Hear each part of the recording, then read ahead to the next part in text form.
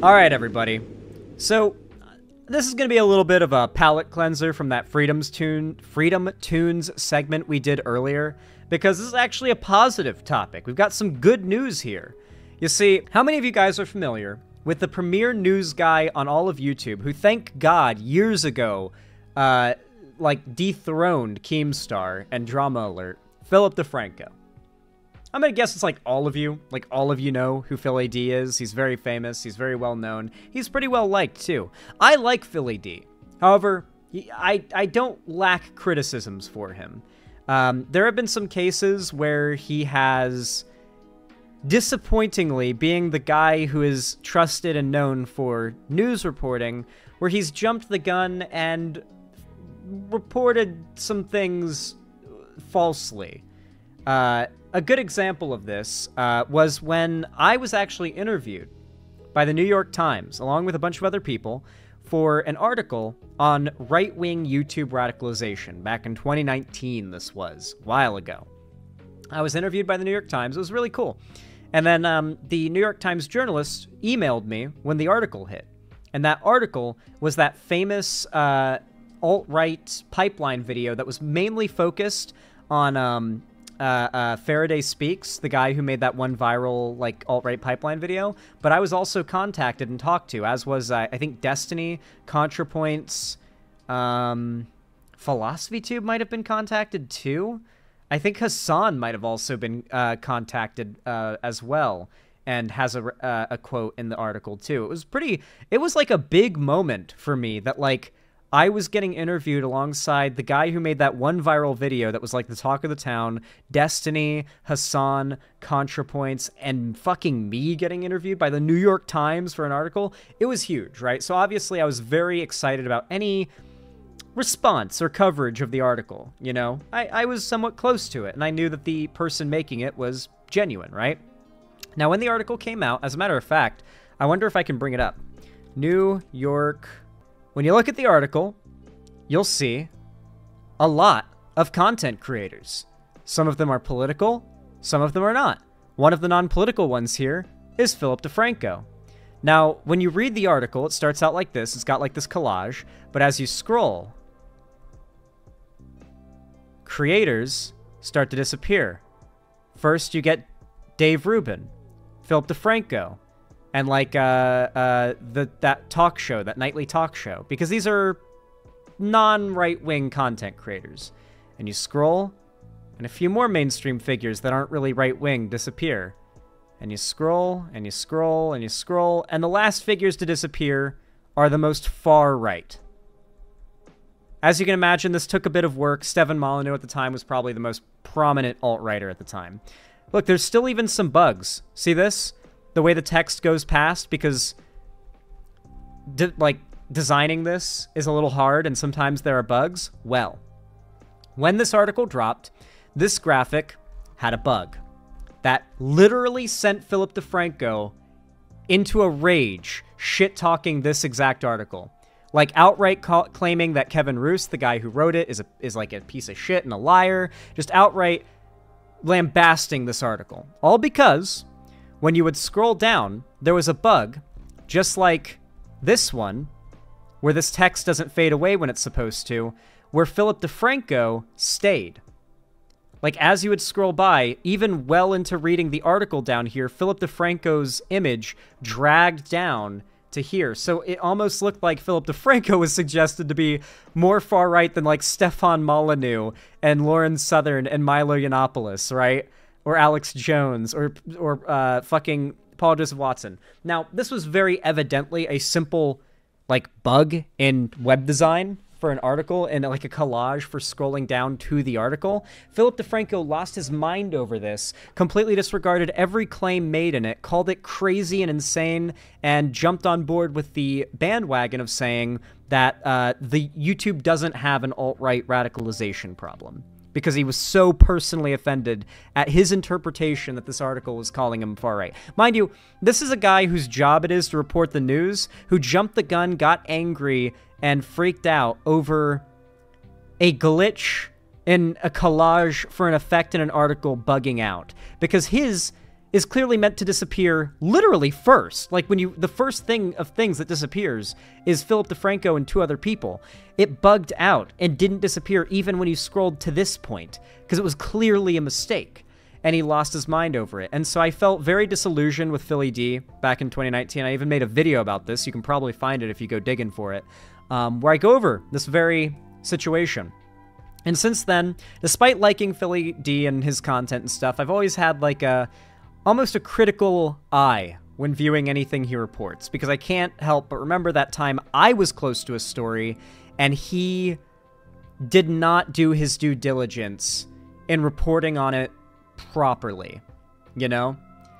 That shook my trust a little bit. And since then, Philly D has occasionally been frustratingly centrist, but this is where things turn around. I am happy to report that in recent years, honestly, but especially in the last few months leading up to the election, Phillip Defranco has stopped sitting on the fence as much, especially when so many stories he's had to cover involve Trump just lying. Like, Philly D is not so much of a centrist that he's willing to, like, believe a lie because the Republicans say it's unfair to them to not believe it. Because that's basically how the Republicans operate. They scream into your face that you're being unfair to them if you refuse to believe the lie they just told you. Like, what do you mean you're challenging that? What do you mean you're fact-checking that? What? This is anti-conservative discrimination, right? That's how they react to fact-checking, community notes. They add that feature to YouTube first. Like, the idea, like, if you make a video about climate change, they add a note that like references the consensus on that topic, like the Holocaust, climate change. The right lost their mind over that, right? So, as you can imagine, Phillip Defranco, he's not willing to just accept lies that he knows are lies because he's afraid the right will accuse him of being unfair to them.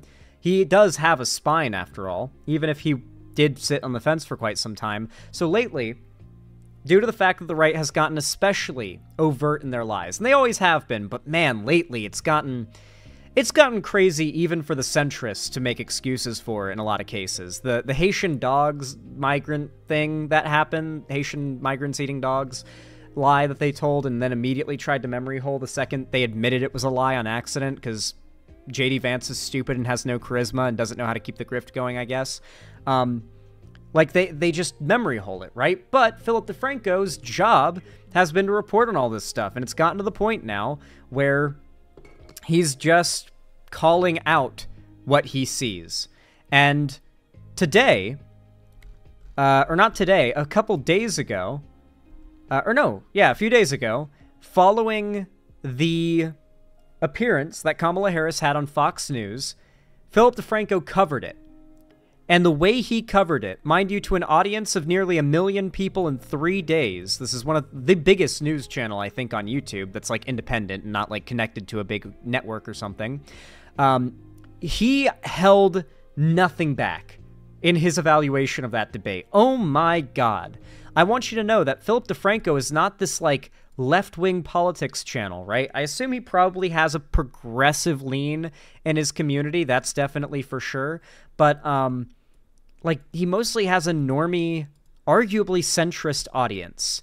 And this video, or I should say specifically his coverage of this debate, is some of the best journalism taking apart the lies of Trump and the Republicans and their attempts to smear Kamala after she won that debate on Fox News I've seen.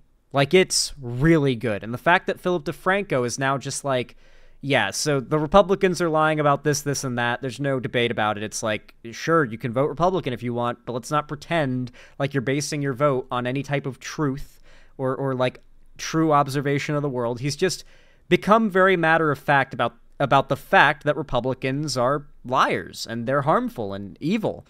So let's go ahead and watch this clip and see some very nice palate cleansing in the form of a very large influential content creator holding nothing back against Trump and the Republican establishment. Defranco. But then, with just 19 days from Election Day, which, by the way, go to vote.org, you can check your registration status there and or register to Based vote. Philly In key D, of states like course. Pennsylvania, for example, you still have until October 21st. You can find your local polling station and even set reminders so you can have a plan. But with us so close to Election Day, both candidates have been making major media appearances left and right, with some being more unexpected than others. Vice President Kamala Harris, for example, appeared on Fox News for an interview with Bret Baier, with that being a big part of an effort that she's had to appeal to independent voters who watch that channel more than on CNN and MSNBC. Mind you, this is the debate where we watch the Freedom Tunes video, and his only way of, like, making Kamala look bad, but he has to make a video about that debate, is he depicts her as screaming the whole time until she literally explodes.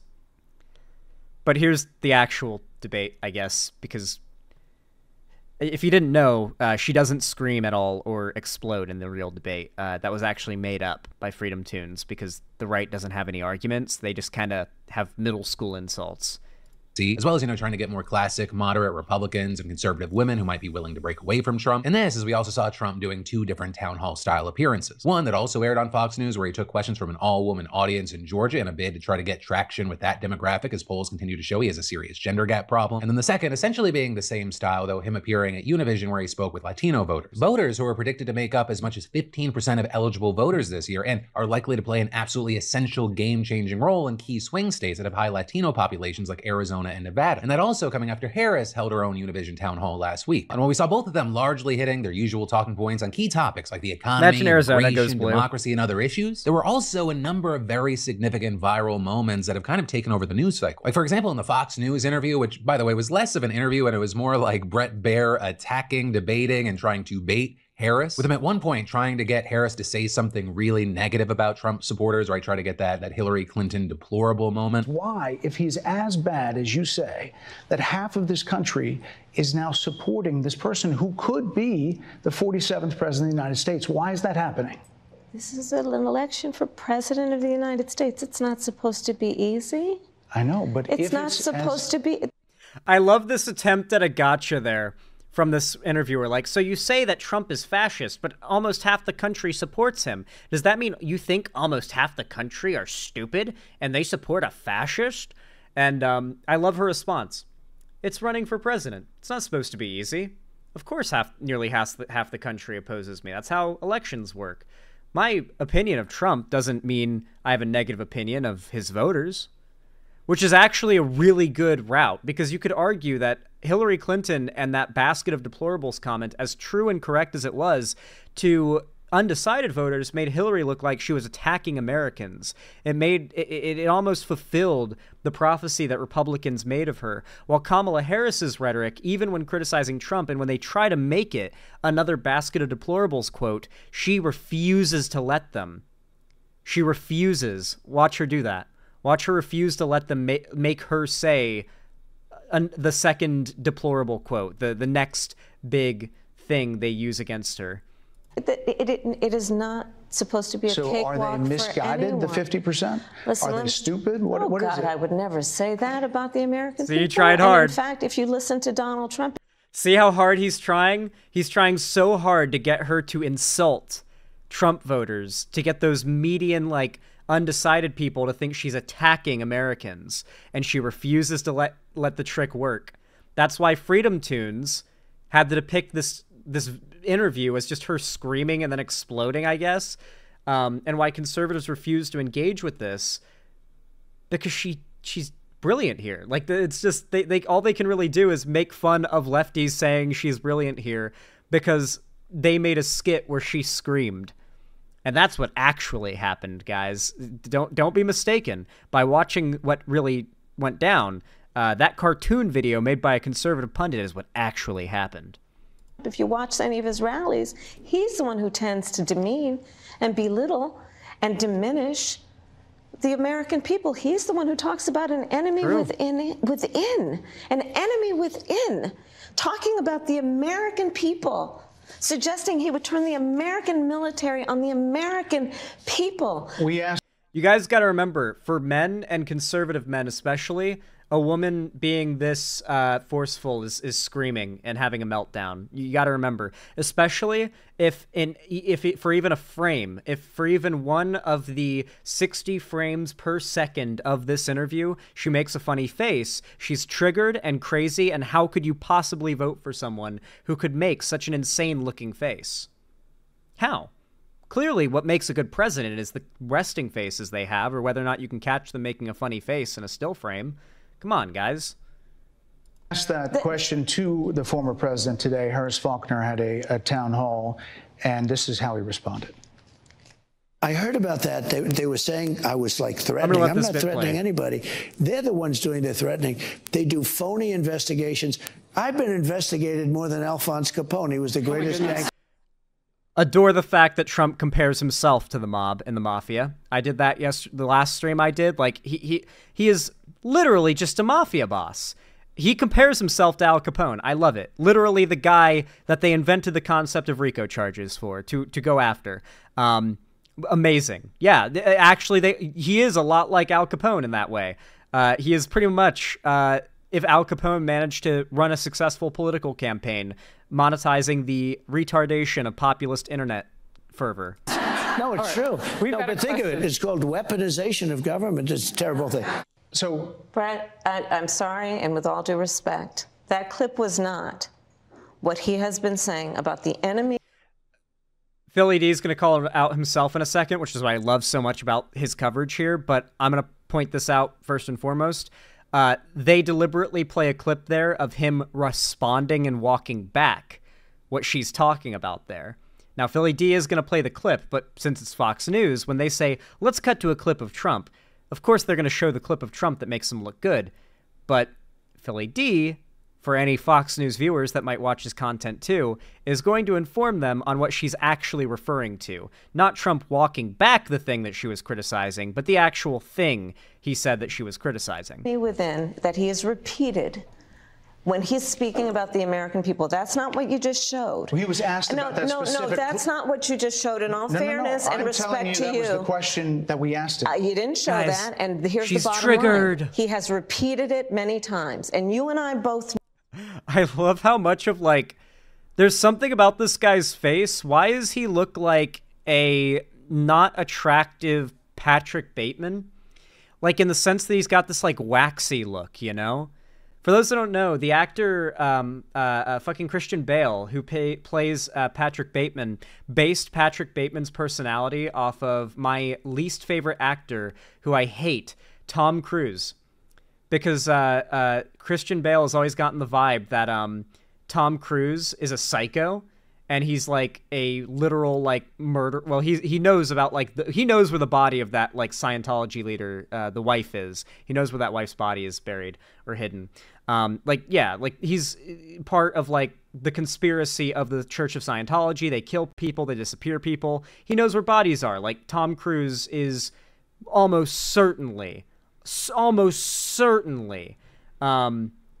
complicit in murders to cover up like people speaking out and whistleblowers in the Church of Scientology. And because that's been such a known thing, especially in Hollywood among other actors, Christian Bale based the American Psycho, Patrick Bateman's character, off of Tom Cruise. And there's something so much that vibe of Tom Cruise and Christian Bale in American Psycho, that vibe, both in look, the face he's making, because this is a fake face. Like, I don't know how to describe it. Like, he's doing this like weird smug, like, yeah, we know what we just did with that whole clip thing. I think it's also the plastic surgery. I'm noticing it now. This man has had a lot of Botox injections. It could be that too. Do you think, is it the Botox injections, do you think? Look at his eyebrows. That's what gives it away. The eyebrows, the lips, the cheeks.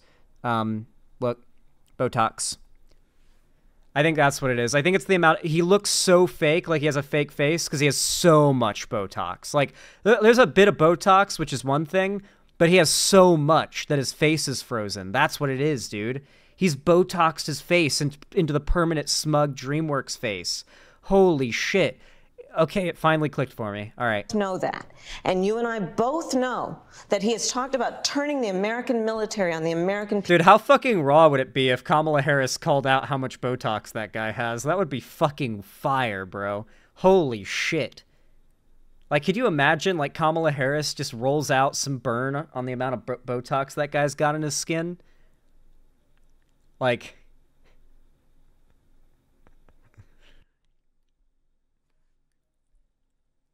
I don't know, just like a comment like, hey, don't get too close to me. I don't want to catch the botulism all over your face. Just be funny. People. He has talked about going after people who are engaged in peaceful protest. He has talked about locking people up because they disagree with him. This is a democracy. And in a democracy, the President of the United States, in the United States of America, should be willing to be able to handle criticism without saying he'd lock people up for doing it. And this is what... This is why the conservatives have depicted her as, like, screaming and exploding in their, like, animations and stuff. Because if they show the clip, then, like, even out of context, it looks good because what she's saying is so powerful. It's like, it's genuinely just conviction, right? When a man yells his opinion and is unapologetic about it, and doesn't care what anybody thinks about that opinion, it's brave and strong and admirable when Trump does it. But when Kamala does it, she's angry, she's losing her cool, she's triggered. This is a big part of the double standard that women in general are held to, and it's a big part of why it's so hard for a woman to win the election, is that when a woman engages in the same level of conviction that any male presidential candidate is expected to engage in, it is massively disproportionately viewed by the right as losing your cool. And even, like, undecided voters, particularly men, who've been socialized to see women not being meek and quiet as a problem, they see this as, like, an issue, a flaw. It's why those man-on-the-street incel creators love, like, asking people, how long until we end up in another war having a female president, you know? Because, like, the dudes who watch this kind of shit and think, oh, yeah, she's losing her cool here. They're like, oh, yeah, she's going to have her period, and then she's going to start World War III. They said this about Hillary, a woman who has definitely gone through menopause, by the way. So that was pretty funny. But I've never expected conservatives to understand female biology. They shouldn't start anytime soon. Is at stake. You know, I want to break down what's going on here because what Harris said is completely correct. And what Fox News is doing is incredibly manipulative and misleading. Right? Harris is explicitly referencing this comment that Trump made while literally talking to Fox News earlier this week when he was asked if he expects there to be chaos from outside agitators. And he responded. I think the bigger problem is the enemy from within, not even the people that have come in and destroying our country. By the way, totally destroying our country. The towns, the villages, they're being inundated. But I don't think they're the problem in terms of election day. I think the bigger problem are the people from within. We have some very bad people. We have some sick people, radical left lunatics. And I think they're and it should be very easily handled by, if necessary, by National Guard, or if really necessary, by the military. With Trump also making a similar comment at another point in that interview. We have two enemies. We have the outside enemy, and then we have the enemy from within. And the enemy from within, in my opinion, is more dangerous than China, Russia, and all these countries. With him then going on to specifically target Representative Adam Schiff, even directly calling him the enemy within at one point, while also using anti-Semitic tropes. Right? And those comments have been widely condemned as... Philly D's cooking here. And this has been a lot of his reporting lately. I occasionally hop in and watch a Philly D video if it appeals to me, like the topics that he's covering. And I didn't know he was going to be covering this, and it hit me by surprise to see how good his coverage was. And it's been getting better by the week as we get closer to the election. A large part of it is the fact that the Republicans push a narrative, and you can't escape it. So obviously, big content creators, even Philly D, a non-political figure, has to talk about it. But he also has to talk about the fact that there's no evidence for it. And then the Republicans get disproven, whether it be by experts or J.D. Vance admitting it was made up in order to get attention. And then Philly D reports on that, which of course gets the reality of the situation in front of more people. But when you're the guy whose job it is to report on these situations and you see one side is lying nonstop and the other side is genuinely doing their best to run this country well, it starts to be impossible to sit on the fence anymore if you're a genuine, honest person who cares about anything. And Philly D is all those above.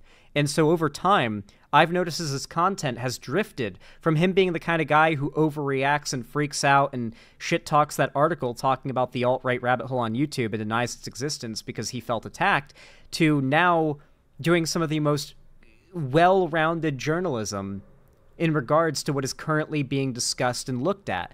When it comes to Kamala's Fox News interview, he's like, well, no, she was clearly referring to this, which we talked about in a story earlier this week. So Fox News, they're being clearly misleading here, and he calls it out.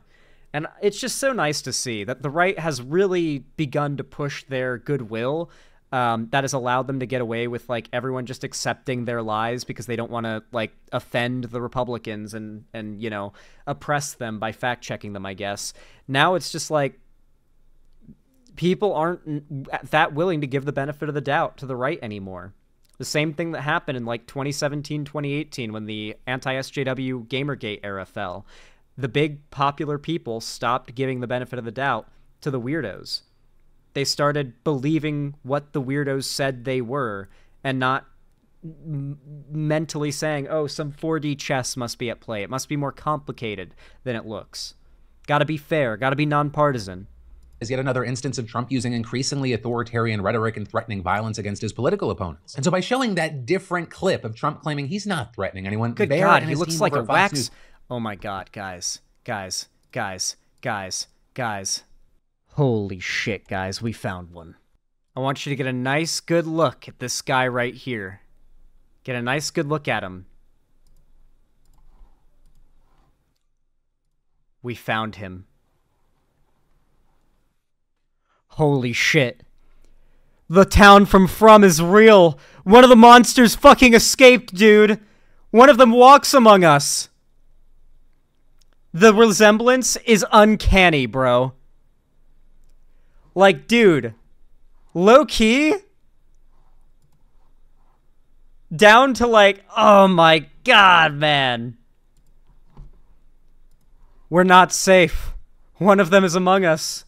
They're trying to downplay and normalize the fact that Trump literally said he would send the military after his perceived enemies. He's talking about American politicians and American... Not gonna lie, casting agent should absolutely find and contact this guy and see if he wants to play one of the monsters in From. Hate this dude, he's a demon, but also, dude, he would be perfect to play one of the monsters in From. That is such an unsettling smile, bro. Holy shit. Best roast ever? Yeah, the best roast is saying that this dude would do amazing as one of the monsters in From. Like, genuinely. Also, this guy would be perfect to design a Titan after. Like a mindless Titan. I could imagine that, like, this dude's face on a Titan. It would be perfect.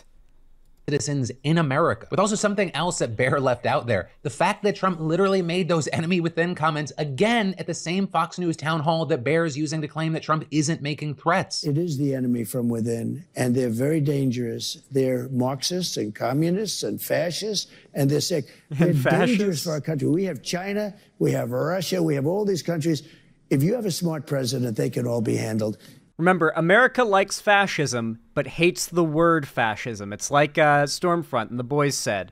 The American people love what I have to say. They just don't like the word Nazi. That's why Trump and a lot of Republicans, literal fascists, love to use fascist as an insult, because the American people fought against fascists. Like, we fought them in World War II. We don't like fascism, that word, in America. It's why the right argues that they're not fascists, because if you prove they're fascists, it's considered a thought-terminating cliche. Most people immediately decide, oh, they're bad. They are part of a group that we all agree is bad. Most people don't believe fascism is okay, which is why the debate has never been, is fascism good, is fascism bad, even with the Republicans. It's always been, not only are they fascists or are they not, but it's been, are the left the real fascists? It kind of goes back to the fact that the right has also for a long time had to accuse the left of being the real bigots, the real regressives. They recognize that their true beliefs, what they genuinely fight for, is so unpopular that they have to say it's what the left wants and the left is to convince their own supporters to support them. They have to convince their own supporters they're the ones in favor of worker reforms, for example, in order to get their votes. Because in reality, even the Republican voters are in favor of Democrat policies. The Republicans are just really good at tricking those Republicans into thinking they're Republican policies. The more difficult are, the Pelosi's, these people, they're so sick. And they're so evil. It's so weird how Brett and Fox News cut that clip. Why would they do that? What a crazy accident. Because obviously Fox News and Brett, they wouldn't want to mislead their viewers. They wouldn't do that just to prove fealty to their audience of one, right? That would be crazy. But with all that said, if you didn't watch that full interview, I'm going to link to it down below. It's definitely worth a watch. She stands her own. She's strong doing it. He goes on really here. Solid points he when continues Brett to Baer cook. is not trying to talk over her. Or things like Baer trying to use almost half the interview to talk about immigration and border security, which Harris ended up using as an opportunity to raise awareness of the fact that Donald Trump killed the bipartisan border bill. Or spreading the word that Democrats and even Republicans are trying to deal with the issue, but Donald Trump has held that back so he can try to be a hero. And then also at one point he even played a Trump campaign ad that noted her previous support for prisoners receiving gender-affirming surgery and claiming, as he did in the debate, that she is in favor of taxpayer-funded sex changes for prisoners and illegal aliens. With Baer then going on to ask, so are you still in support of using taxpayer dollars to help prison inmates or detained illegal aliens to transition to another gender?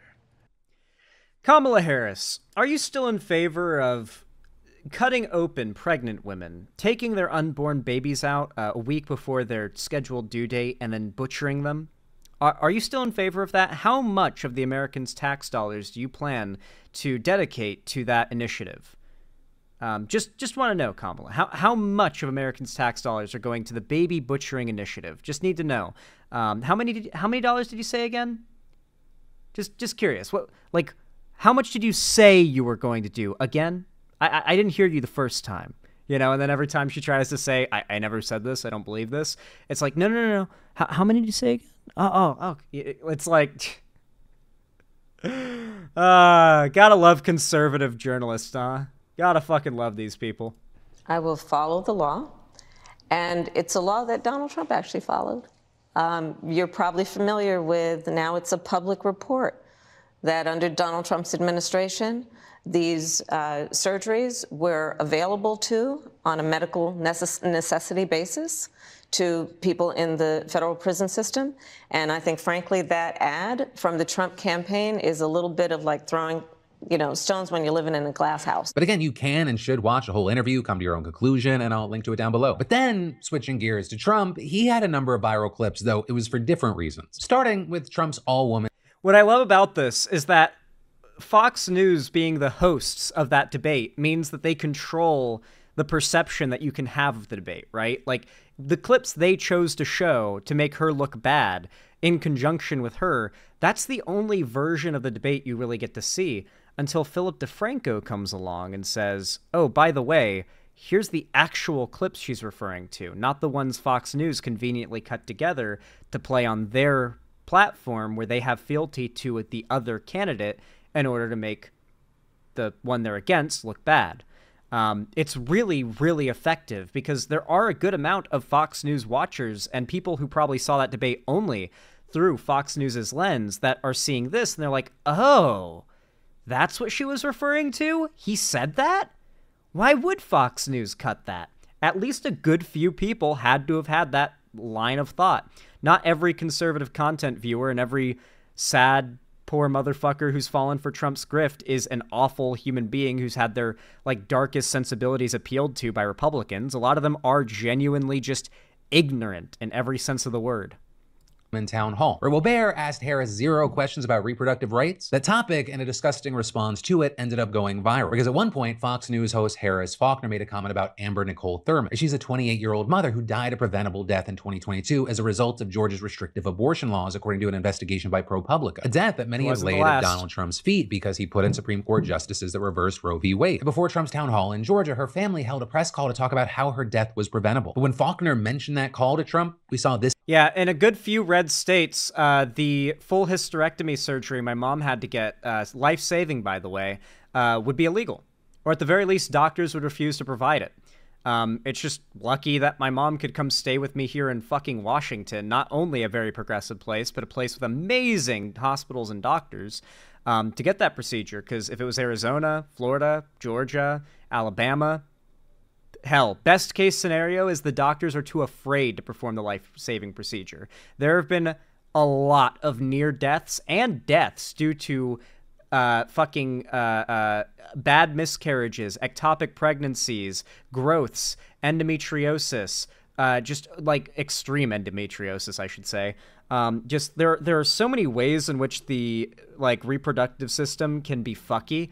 and they can be life-threatening. And like, this is one of the things that I need like my cis woman audience to know, especially if you're younger. It is a little bit of a touchy subject, but it's fucking important. Periods should not be painful. Like, they should be like, it's expected there will be discomfort, but it's not normal for periods to literally be like you're in bed, writhing in pain, bleeding immensely for a week or more.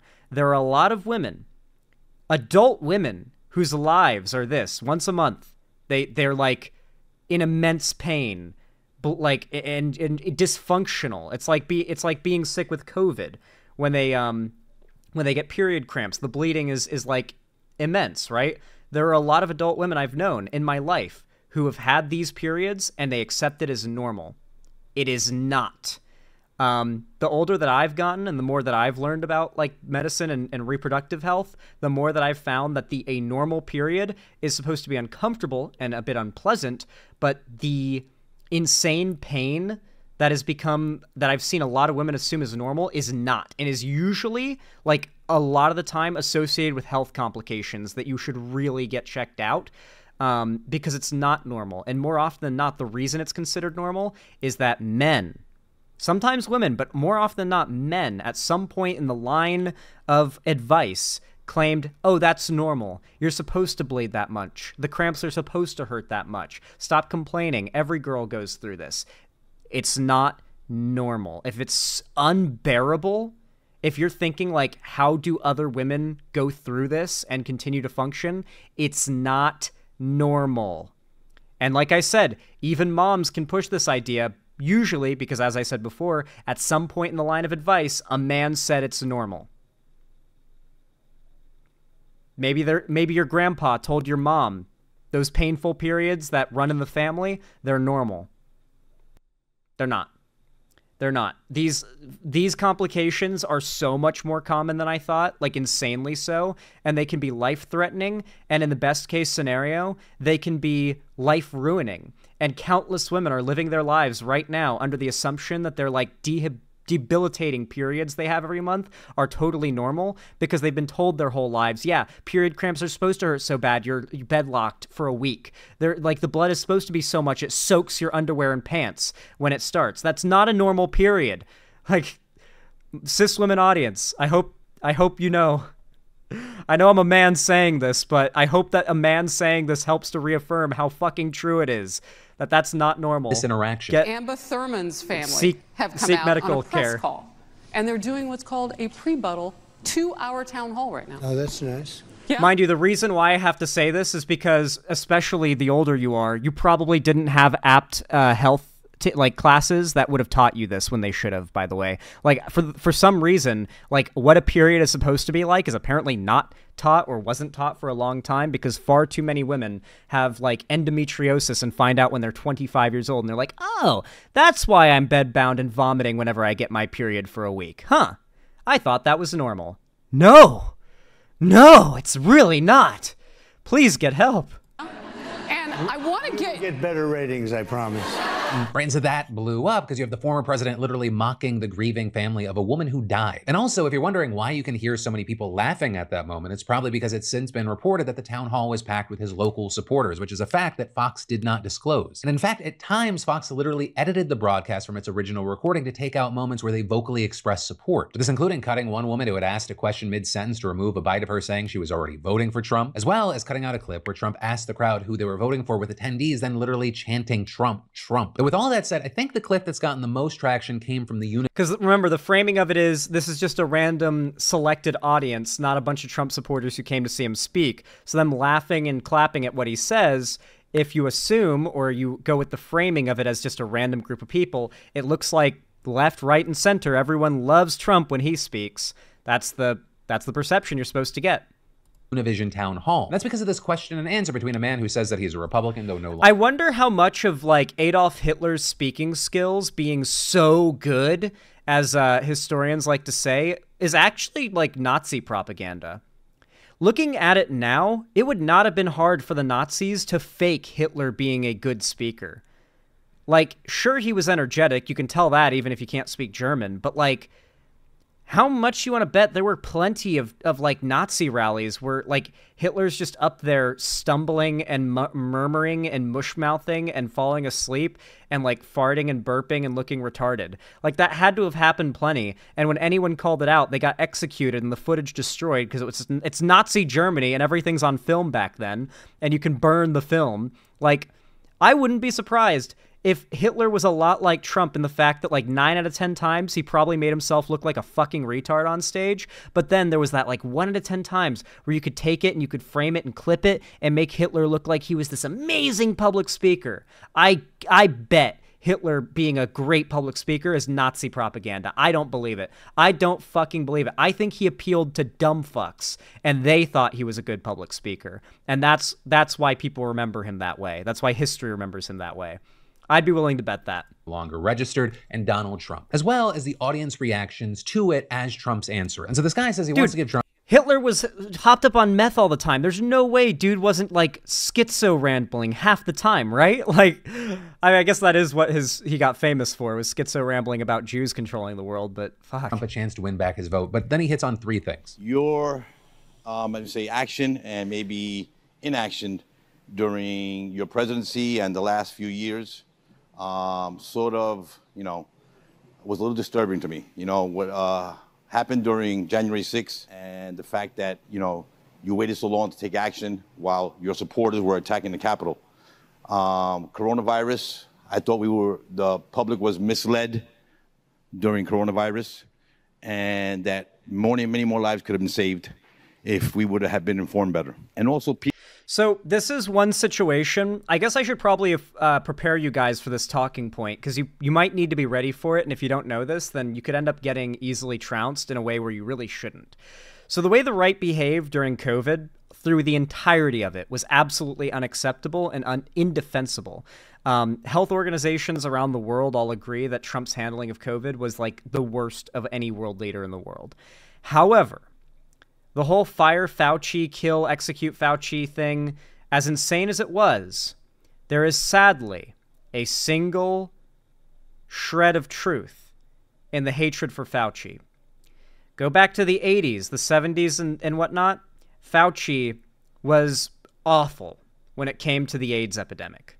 Like, really bad. Like, if you go back and you look at Fauci's record when it came to AIDS, it was not good.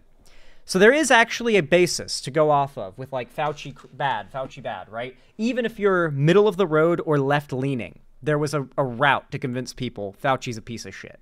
They had ammo wherever. Now during COVID, there was one thing that Fauci did that really fucked the left in regards to this argument. At the time, people were panic buying. Toilet paper, food, water. You couldn't get anything. It was famously, this was the case. And one of the things that were obviously getting bought out like crazy because it was a pandemic and everyone knows they work was masks. N95 masks. The ones that are just like that like mesh material. And you put them on, they're white and blue. The basic N95s. Those things were just, you couldn't get them. Like, the country was running out of them, whether they be on shelves, whether they be available for purchase in bulk by the government to provide to health professionals that are federally paid and like operated. There wasn't enough. And because there wasn't enough respirators, N95 masks, just PPE equipment across the board because it was getting panic bought out, Fauci did something of arguable intelligence. You could make the case that it was smart to do this. You can make the case that it was wrong morally, but still smart. You can make the case that it was actually right and smart. There's a lot of ways you could go about it, but the right has had a very easy time taking this technically true thing and using it to push hate against Fauci and distrust of other medical institutions. Because medical professionals so badly needed the PPE that was being bought out, and the country as a whole, people and the government, were not able to access it as much, Fauci lied. Fauci did lie, and it's very possible people died because of the lie. Fauci said the masks don't help. Who remembers? Who remembers? It's easy to forget because it was 2019 or 2020, early 2020, but Fauci claimed the masks don't help. Now, at the time, he said there was no evidence that the masks help. There was. Internally, they had full evidence. They fully knew the masks help. And Fauci lied and said they don't for a short period.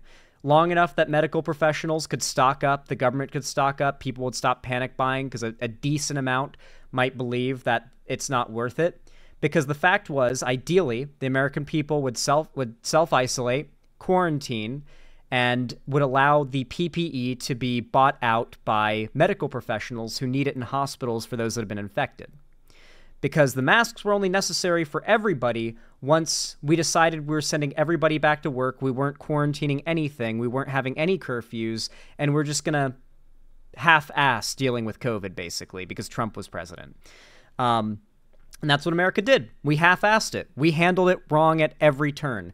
Fauci, I think, had good intentions when he lied and said the masks didn't help.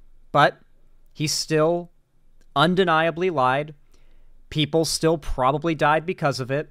And frankly, it doesn't matter how much truth there is to that story, even though it fully is true. If even a shred of it was, they would have enough ammo to get their base riled up against Fauci. And so this is the small shred of truth you need to know about that the right has used for their Fire Fauci, fuck medical science movement they've started, the anti-vax movement as a whole. All goes back to Fauci with the AIDS epidemic and Fauci lying about masks helping. You need to know these things and be prepared to respond if a conservative in, say, an argument or a debate ever brings those things up, because they are true. You won't be able to just, like, Google it and then be like, oh, no, that's a lie, because it is true. But now you know why it was done, at least. People in your administration who don't support you. I'm curious how people so close to you and your administration no longer want to support you. So why would I want to support you? If you would answer these questions for me, I would really appreciate it and give you the opportunity. There's, your own vice president doesn't want to support you now. Now, with that question, Donald Trump tries to minimize how much of his former cabinet do not support him, then minimizing the situation with Pence, saying he just disagrees with what he did, and then Trump significantly talking about January 6th like this. Very importantly, you had hundreds of thousands of people come to Washington. They didn't come because of me. They came because of the election. They thought the election was a rigged election, and that's why they came. Some of those people went down to the Capitol. I said, peacefully and patriotically, nothing done wrong at all, nothing done wrong. And action was taken, strong action. Ashley Babbitt was killed. Nobody was killed. There were no guns down. So when we talk about Trump's brain literally melting, this is what we mean. He's been doing this lately where he says a thing didn't happen, except it did, and then moves on. What? Yeah, like that's literally because he has dementia, guys. Like Trump actually is like everything that they joked about Biden being. Like the whole like he's like aging out of being functional enough to be president. Yeah, that's Trump. Like he's literally. Do you remember the other a year ago? He said that the revolutionary soldiers under George Washington stormed the airports of the British. They've been huffing copium about that one for about a year now, saying, no, he didn't mean airport. He actually meant the ports. It's like, why'd he say airport? What is the excuse here? The dude's just fucking stupid. Down there, we didn't have guns. The others had guns, but we didn't have guns. And when I say we, these are people that walked down. This was a tiny percentage. Like he keeps accidentally telling himself, when I say we, I mean... of the overall, which nobody sees and nobody shows. But that was a day of love from the standpoint of the millions. It's like hundreds of thousands. A day of love. It could have been the largest group I've ever. A day of love. The day when the Confederate flag flew on the U.S. Capitol for the first time in the history of the world. That's true, by the way. The rioters that broke into the Capitol, they were waving Confederate flags, and it was actually historically, notably, the first time in U.S. history that the Confederate flag ever flew at the Capitol. Not even during the Civil War was that able to occur. But these invaders, literal traitor invaders, flew the enemy flag on the Capitol for the first time in history. The Confederate flag flew there. Yeah, they carried Confederate flags during, of course, they're Trump supporters. A bunch of them had Confederate flags on like poles that they were like marching around like banners. They were carrying them like war banners. There's a picture of the Capitol building with a guy with the Confederate flag like the size of a bedspread, like marching through the hallways. It was the first time in history that's ever happened that flag has ever flown in the Capitol. Never spoken before. They asked. It was not a day of love. That's what I mean. Me to speak. I went and I spoke, and I used the term peacefully and patriotically. If you look at the Democrats, what they say, you look at Maxine Waters, and you look at Hillary Clinton, and you look at what they say, and Hillary they don't put that on. They only put Lamau. Republicans on. But they couldn't get me because of the fact that I said everything's got to be peaceful. I somehow knew that 8 years later that like Trump and his supporters would still be saying, but what about Hillary? Isn't it crazy? 8 years later, Trump is still saying, but what about Hillary, in response to criticism of himself? To try and make his shortcomings look less bad, he's still bringing up Hillary 2 elections later almost. Or no, 2 elections later. Almost 3 elections later. He's still bringing up Hillary. Because remember, she won the popular vote. She beat Trump. If we had fair elections in this country where the people decided the next president, Hillary would have been president. Trump never would have touched his ass on that Oval Office chair. It's why the Republicans oppose the popular vote, that being the majority of votes in the country deciding who becomes president. Because if that was the case, then people would vote and not land. Land elected Donald Trump. Land elected every Republican who hasn't won the popular vote, which, to be fair, is more common. I don't believe a Democrat has ever won the presidency without winning the popular vote. It might have happened like a long time ago, but I don't think in recent history that's happened. But a lot of conservative victories as of late have been non-popular vote wins. You could actually, funnily enough, Trump is literally a DEI hire. Like, we literally have a system set up to make sure that Republicans can still win the election even if they lose every once in a while. That's that system, the Electoral College. And Trump won because of that system that exists as affirmative action for conservatives. That is what the Electoral College is. It's affirmative action for conservatives. It's so that Republican votes have more representation than Democrat votes, because the Democrat votes have always been such a high proportion. City dwellers have always voted more progressively, and cities have always had the highest population. So make vast tracts of land have more voting power than a condensed city with thousands of times more people than that vast tract of land has. Give them equal voting power so those Republican votes have literally more influence than a single Democrat vote. Make it unfair so the Republicans have a chance of winning. That is why that system exists. And patriotic. And again, just like with the Harris DEI. interview, I'm going to link down to the full interviews down below. You can watch them in full, be your own best judge. Because there's a lot in there. Trump talking about the debunked Haitian migrants eating cats and stuff. But yeah, ultimately, I'm going to end this segment by saying, one, of course, I'd love to know your thoughts on everything that we've seen here. Not just debunked, but his own dumbass vice president admitted they made it up.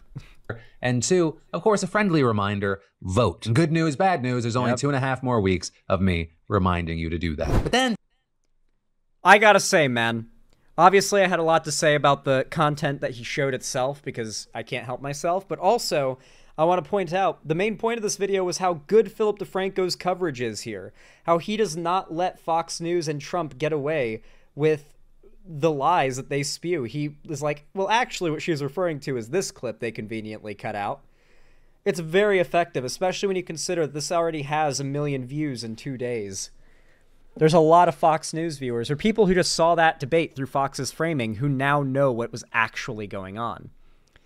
You'd have to explain the concept of population density to a Republican voter first. Well, you have to understand Republican voters like the Electoral College because they fully, without realizing the hypocrisy or the unfairness in it, believe that their votes should be worth more than Democrat votes because they view elections as unfair if they have too few people on their side to win the election. Like, Trump supporters don't see a situation where 10 people want a thing and 5 people want another thing and say, oh, I guess we should go with the thing the 10 people want because that wins the vote. They say, okay, well, it's an unfair vote because it's only 5 people that support the one thing. So we need to make it so that every one of the 5 people who support that thing, their votes are worth 2 votes. So we make it a little more fair, right? Like, that's how it operates. That is the situation at hand right now.